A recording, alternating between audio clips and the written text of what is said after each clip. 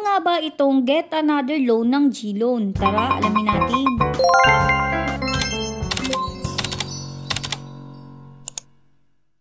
So ito nga, naisipan kong i-check yung GLoan ko. Check ko sana kung ilan pa yung monthly na dapat kong bayaran. Pero pagtingin ko nga is ganito yung lumabas. Merong nakalagay na Get Another Loan. So dito kung titignan ninyo, naka-4 na payment pa lang ako sa loob ng 1 taon na dapat kong bayaran. Pero inofera na lang ako agad ng another loan kahit na hindi ko pa natatapos yung unang loan ko. So dito ang offer sa akin sa another loan ko is 25,000, which is same din siya nung nauna kong loan. 25,000 din yun. Dito, nilagyan ko lang yung 25,000. Tapos kung makikita nyo, 3,500 sa loob ng 9 months ko siya babayaran. So yung unang loan ko is 25,000 din siya. Kaso babayaran ko siya sa loob ng 12 months at ang monthly niya ay nagkakahalaga ng 2,700. Yan, makikita nyo, kada isang buwan may interest siya na 800 at need ko siya bayaran ng 2,700 sa loob ng 1 taon. Samantalang dito naman sa Get Another Loan ko, 25,000 din yung amount niya, pero babayaran ko lang siya sa loob ng 9 months, pero ang monthly niya ay 3,500. Siguro magtataka kayo bakit mas malaki yung sa isa, tapos mababa yung sa una ko. I-explain ko sa inyo.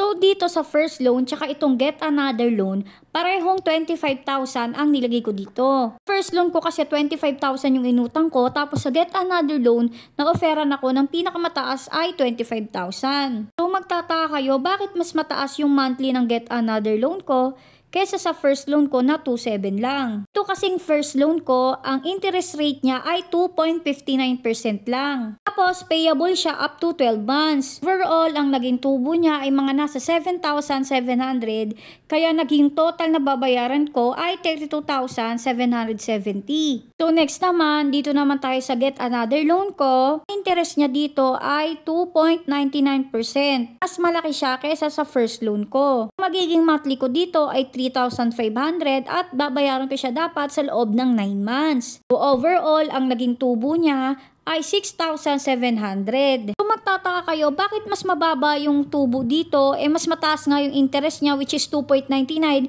kesa dun sa first loan ko na 2.59% lang. So ganito kasi yan. Babasihan nyo sa ilang or kano kadaming buwan nyo siya babayaran. Mapapansin nyo dito sa first loan ko is 12 months to pay siya. Tapos dito naman sa Get Another Loan ko ay 9 months to pay. Kaninyo kapag umuutang kayo, kapag mas matagal nyo siyang bayaran, mas malaki yung tubo. Unlike na kapag madali nyo lang siya bayaran or 3 months, 6 months nyo lang siya babayaran, mas maliit yung tubo niya. So isa pa sa mga tanong, kapag ba in-avail ko itong Get Another Loan, ay dalawang loan na yung babayaran ko, yung first loan ko tsaka itong Get Another Loan? Ang sagot dyan ay oo. Pera na lang. Kapag ginawa nyo itong ginawa ko. Before kasi, nagkaroon din ako ng offer na ganitong Get Another Loan habang may loan pa ako.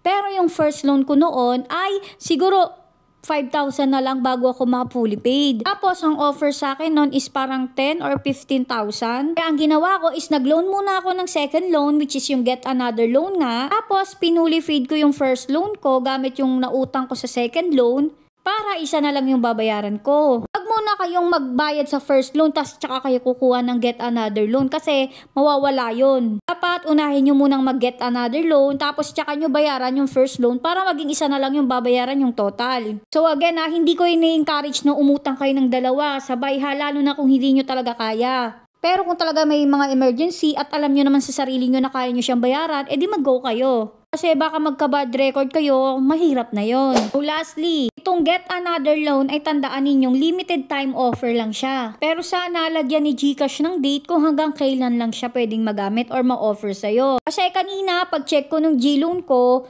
wala na siya. So hindi na available sa akin yung Get Another Loan. So ayan, nakikita nyo naman, wala na siya. Kaka-check mo lang ngayon. At hindi ko alam kung kailan siya ulit babalik. Kasi nga wala naman abiso kung hanggang kailan lang siya.